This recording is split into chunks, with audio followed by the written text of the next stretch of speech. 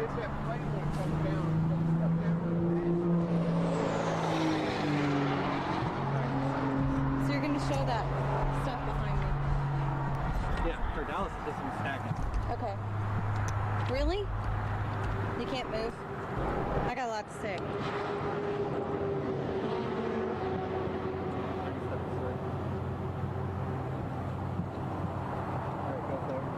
Just let them know this is for Dallas. For the people who live out here in Smithville, the site behind me is like history repeating itself. Back in 2011, thousands of people lost their homes when 35,000 lost their homes during a massive fire. Now the folks who have homes under that smoke are hoping they won't lose everything again.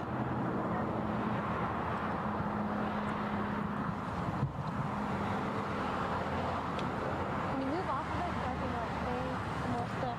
I Yeah, can't you go that way memorize then. it. It's totally different from what I'm saying for us. You pull your hair over your shoulder. Where? Over your shoulder. Where? Which side? The sun's coming this way. Oh. Put the mic down.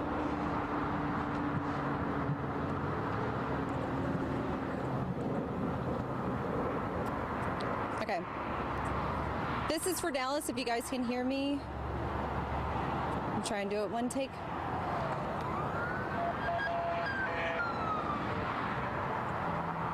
Okay, 3, 2, 1. For the people who live out here in Smithville, the site behind me is like history repeating itself. Thousands lost their homes during a massive fire out here in 2011. 35,000 acres burned in that fire. Now the folks who have homes under that smoke are hoping they won't lose everything again. Okay. 3, 2, 1. The Forest Service says they have been able to save all structures thus far, including an MD Anderson Cancer Research Center. Reporting in Smithville, Noel Newton, Fox 4 News.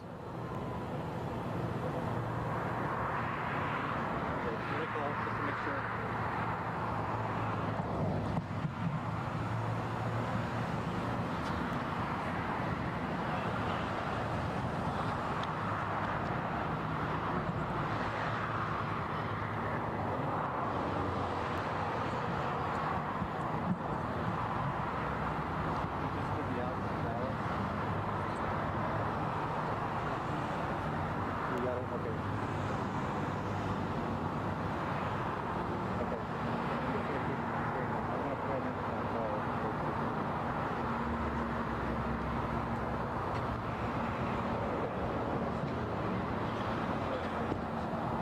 Is that okay? We have it, we're not sure if they have it.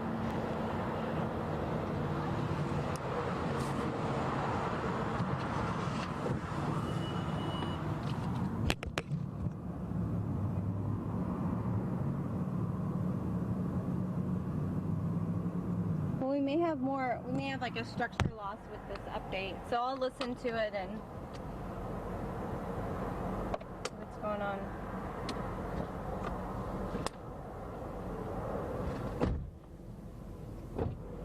I think they knocked down all of our flames. Shame. How awful. Uh-oh. This isn't good. This isn't good at all.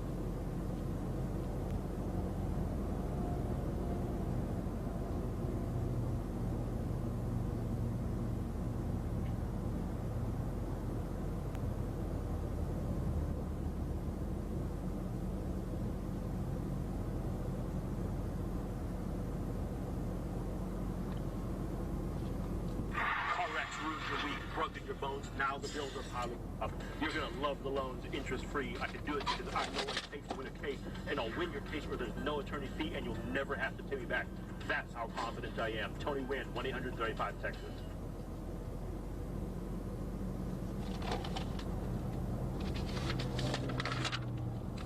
Changes as we anticipated, and because of those changes and the expectation that we're going to be at this for a while, a few minutes ago I signed a declaration of disaster for Bastrop County for this event, and this will state that we're in a state of disaster for a period that is unknown, that we want people to be particularly aware of the situation, of the surroundings.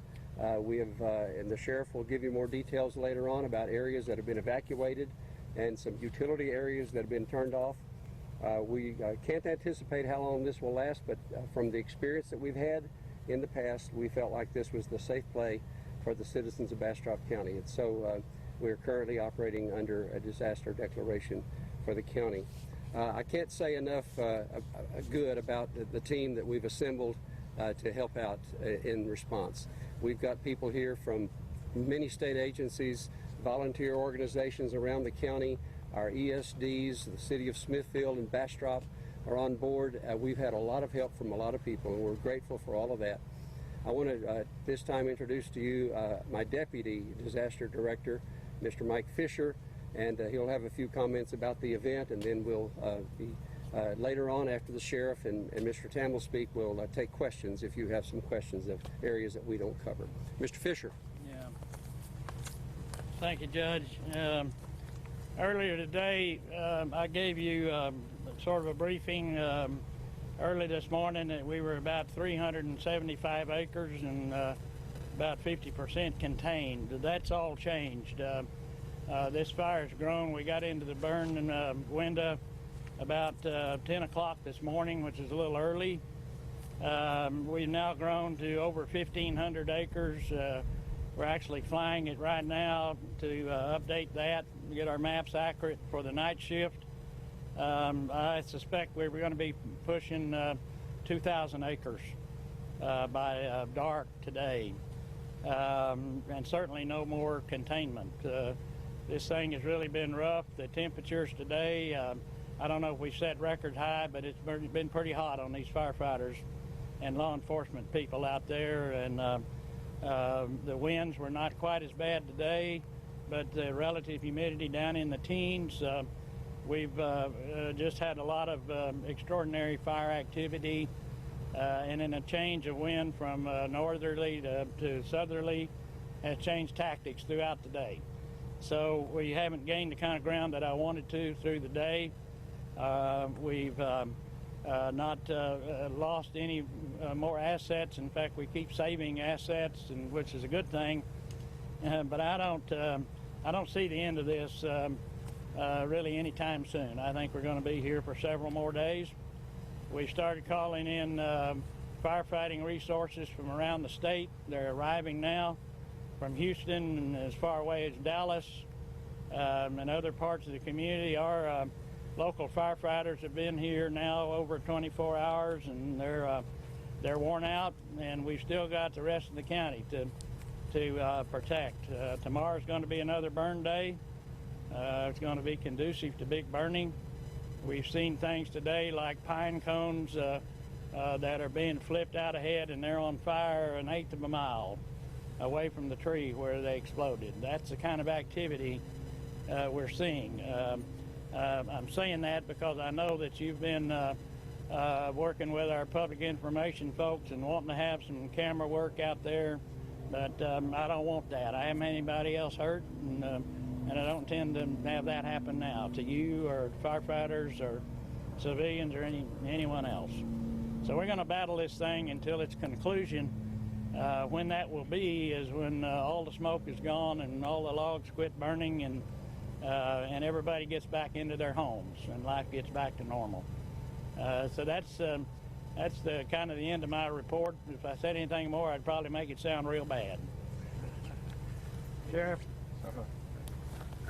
Good afternoon. I appreciate everyone being here. As what's already been explained, the fire has grown tremendously, I guess, from this morning, and as a result, we've evacuated some other areas in the county. Honestly, I don't have a list of all the areas that have been evacuated or all the road closures that have been done. I just point everyone to social media, look at the Facebook page, Twitter accounts, through Office of Emergency Management, the Texas Forest Service. All that information is posted there on the areas that we have evacuated. I will say in that area that's been evacuated, because of safety concerns, we've asked Blue Vine Electric to shut down electric transmission lines there, and that's again to protect the firefighters and the aircraft dumping water in the area, and it's just done as a safety precaution. We've been very fortunate. No one's been hurt, and I'm happy to report we've lost no homes. There's been no homes burnt in this fire.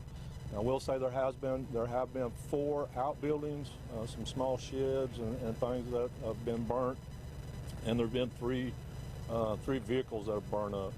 Also, there was the fire earlier last night, early this morning at MD Anderson. I understand there was a construction job trailer that burned up there. So that's so far it's just that property loss is all we're looking at fire related.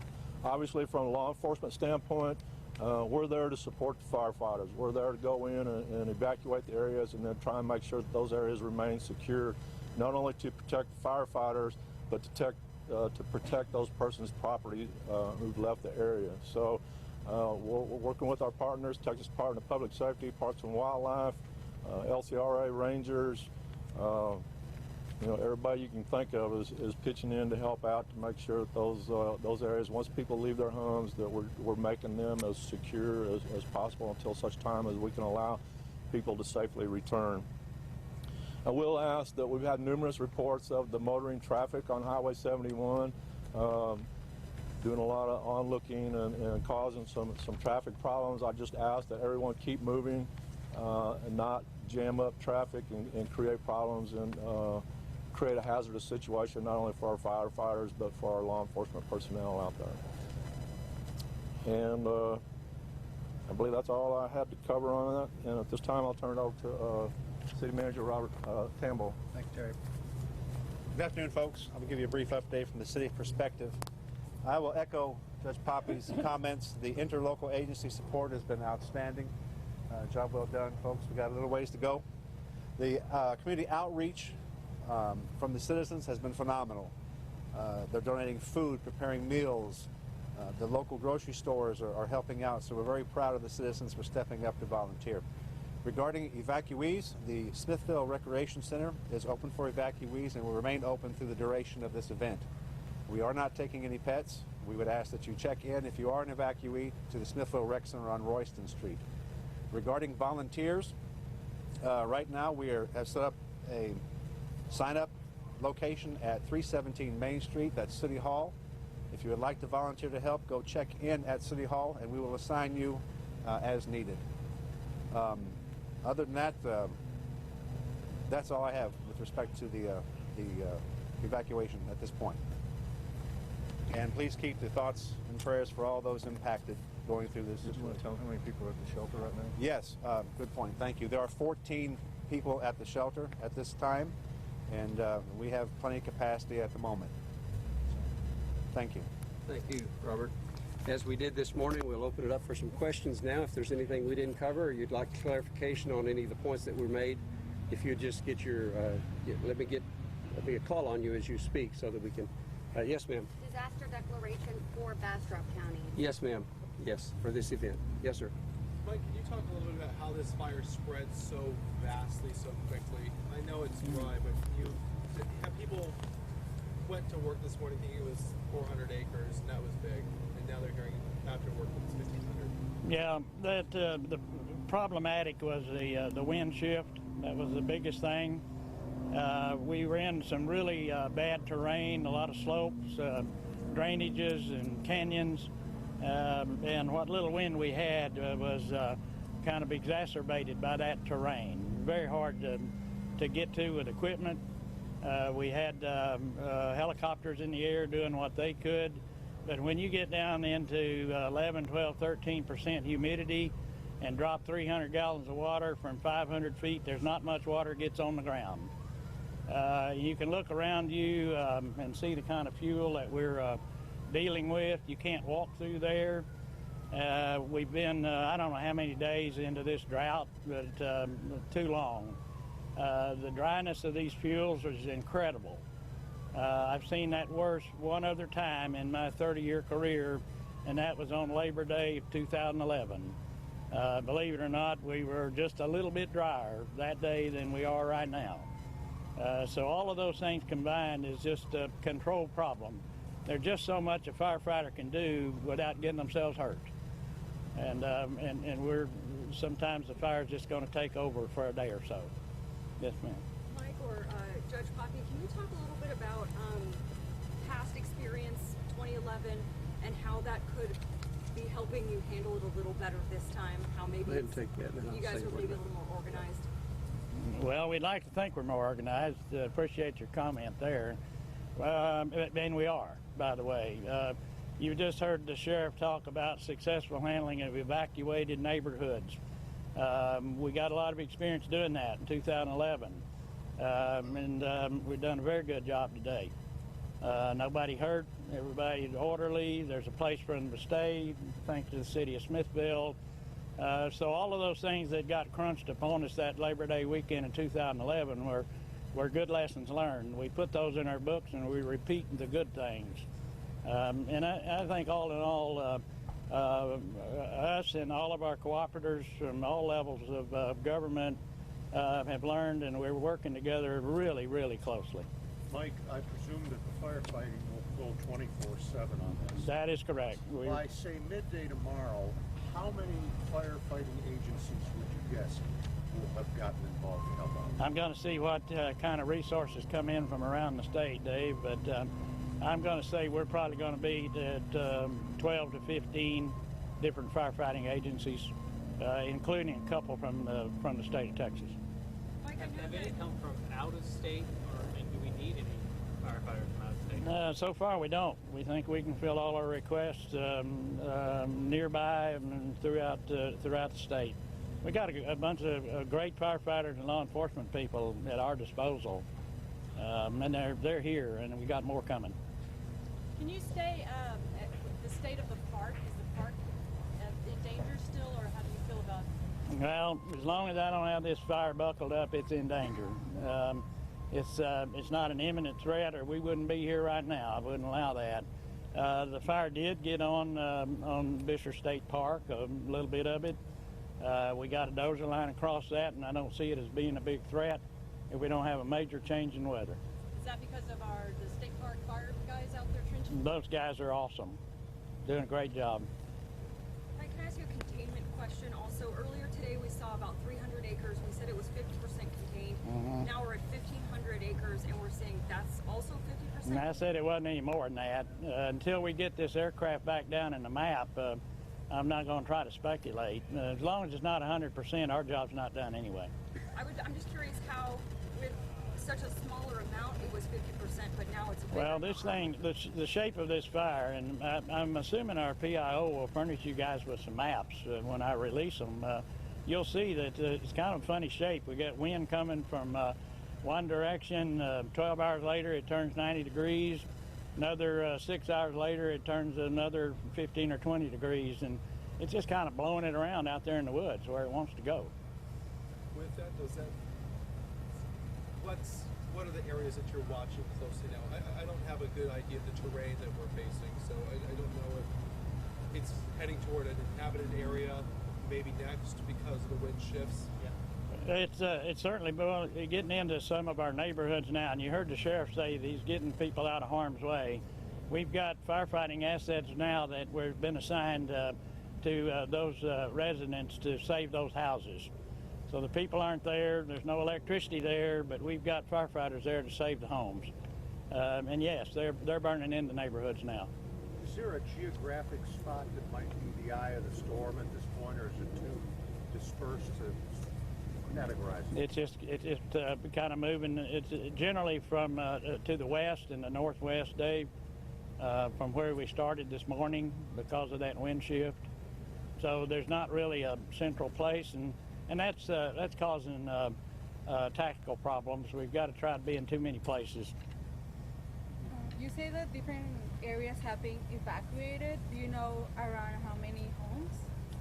Sheriff, do you know the count on that? Well, I don't have a specific number. We're trying to calculate that now. Obviously, we've just been going door to door and telling people they need to leave, and haven't really been keeping an actual count of the number of residents. And so we're trying to gather that information now, maybe through our 911 addressing system or something, where we can go back and actually count the subscribers that we've contacted. We do know Blue Bonnet Electric is here. Will Hofford, how many electric meters have de-energized? Come on up to the mics if you would. Never had a problem anybody hearing me? We have de-energized 441 meters. Now, not all of those are homes. Some of those might be barns or water wells, but that's how many meters that we have de-energized in the interest of safety for the residents and for the firefighters who are out there right now. Any other questions? Guess how many homes that is affecting? Don't know. It's 441 meters. So, structures, meters. Infrastructure holding up right now with the fire? Beg pardon? Has any of your infrastructure been compromised by the fire so far? We haven't been able to get in and examine it yet, but we have no reports of any damage yet. I was talking to a landowner that was evacuated, and he was a victim of 2011. He was wondering, he was asking me, and I don't know, so I'm asking you, have there been burn breaks built between 2011 and now that prevent, to help out in these situations? Yeah. Good chance to talk about that. We've done a number of things. We've got a fuel reduction or mitigation program going on in Bastrop County as a result of that awful fire in 2011.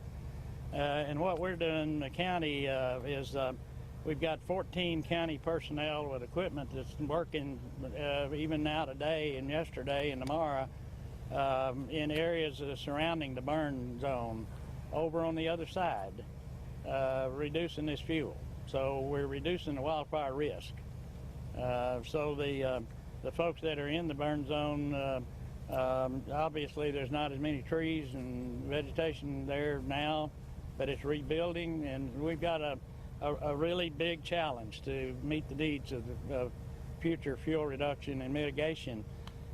We've got folks, in particular our fire departments, that are really pleading with people to do what's called defensible space around their homes, cut brush on their own, get overhanging limbs taken away, pine needles out of gutters, and all those kind of things. We can only do so much in 900 square miles of county. It'll take us a while to get around to everybody. I might add to that, Mike, that the University of Texas Science Center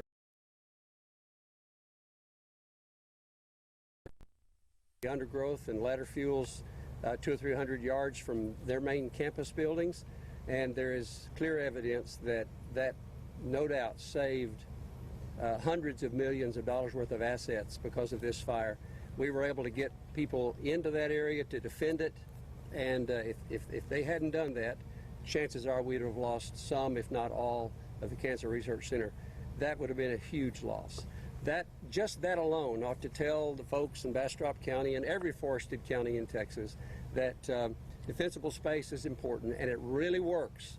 We've seen the evidence of it, and we hope that this will be another encouragement for people to fulfill that responsibility.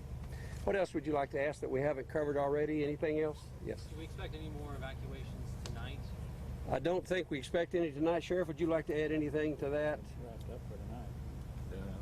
I don't anticipate any right now. I mean, obviously, we're still dealing with a very fluid situation, but hopefully, the winds will die down tonight, and we can kind of hold the line, so to speak, and we won't have to worry about that. But in the event that we do have to do some further evacuations, we're prepared to go in and get those people to safety. Up to this point in time, would it be fair guesstimate to say 50 to 100 homes? Is that a ballpark in terms of evac? Oh, yeah. I think that'd be more than 100 possibly, or? Not now. Yeah, probably about 100. I wouldn't expect any more than that. I do know when we first evacuated the area along Ann Powell, KLBJ, what was the other roadway? Tall Pines. I think there was like 20, about 20 residents in that initial evacuation. So with the other areas that we've evacuated, I mean, there's probably not more than about 50, 60 homes total that have actually had to be evacuated. It's a fairly sparsely populated area. There's a lot of brush, and as Mike talked about, lots of mountains and valleys, and that's a lot of what's fueling that fire. The wind's blowing, it's just kind of like blowing up your chimney and shooting up those inclines. Anything else? Well, thank you for being here. One more thing to say. I'm Yes, sorry. Robert, please do. Again, the outreach from the community has been phenomenal, and I've received several calls regarding donations. We've gotten hundreds of cases of water, hundreds of pounds of food. Meals are staged for the next couple of days. So to answer that question, instead of creating a logistical nightmare for us, if you would like to donate, you can do so monetarily through the Smithville Ministerial Alliance and or the Smithville Volunteer Fire Department through Prosperity Bank. And that number is 512-237-9649. Thank you all. Thank you, Robert. You want to say anything about tomorrow's briefing? Yeah. We expect to have another briefing in the morning, much like we did this morning. The team will get together early around 7 o'clock and take a look at what happened overnight and what the weather's looking like. Probably by mid-morning. 10:30. 10:30, all right. Sissy's telling me that at 10:30 that we'll have another news conference in the morning, and it may not be here. It may be up closer to the refractory where we've been staged up there, and the reason for that is we expect our governor to be here in the morning, and we want to make it more accessible for him. So we'll look forward to his being with us, and the director of Texas Department of Emergency Management will be here, Mr. Nim Kidd. We're thankful for all the resources that Texas makes available to communities like us for these kinds of events.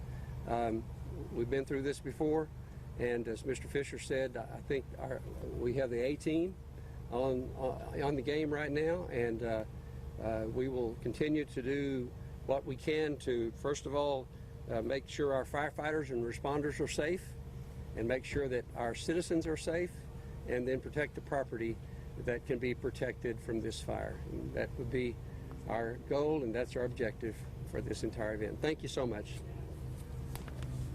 Thank you.